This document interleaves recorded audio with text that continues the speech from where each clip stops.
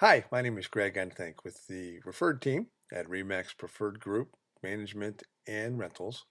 And in today's Real Estate Investment Minute video, I'm going to talk about just how to get started. And we get questions all the time from people asking what's the first property that they should buy. And of course, that's a very complicated question with lots of different answers depending on your experience level and depending on where you're starting. But let's say you've never owned investment property before.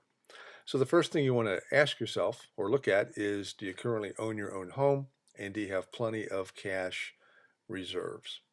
If you don't own your own home right now, it's usually a better recommendation to secure your own residence before getting into real estate investing. And one way to do that is to purchase a property that does both.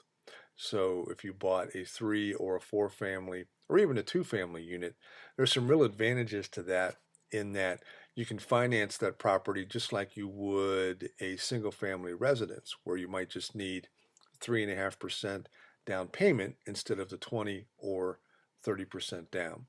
The other thing that you want to look at is cash reserves, and I would not ever recommend anybody getting into real estate investing without having some additional money put back. If by the time you buy the property you are cash strapped instantly, you're probably going to be in for a little bit of a rough ride, because things are always going to come up in the way of vacancies and things like that. So you need to have some type of reserve set aside, and that could be a line of credit, it could be your own cash, it can be a partner that's a financial partner, just something, but you don't want to get into it with nothing to fall back on. As mentioned, when you first start, it's best to cut your teeth on a smaller project, and I recommended maybe looking at a 4 family to get some experience with tenants, with repairs, and with managing a property. And a lot of times you can find package deals where you can buy maybe 2 4 families being sold together or something like that.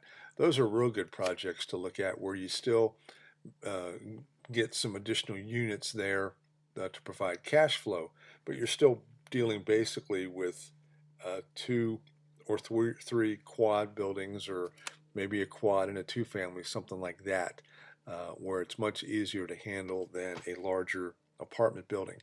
Now, if you do want to jump in bigger, you want to get into 20 or 30 units right off the bat, it's a good idea to employ a management company. So if you don't have a lot of experience on your own, you can tap into the experience of the property managers, because that's where you really get your pushback on the bigger buildings, is dealing with the tenants from the standpoint of collections and things like that, and also dealing with repairs if you're not dealing with somebody that can do them economically. And most of the time with the management company, because they've got their own crews, they deal with a lot of different units, the pricing is real good.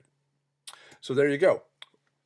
To contact us at Remax Preferred Group, we do full investor representation to help you find buildings, to help you to secure them. We also do property management. If you want to go to our website, go to CincinnatiRealEstateInvesting.com, and you can download a free report that details what we do as far as both buy and hold investing and property management. Thank you so much for watching. Best wishes in your investing.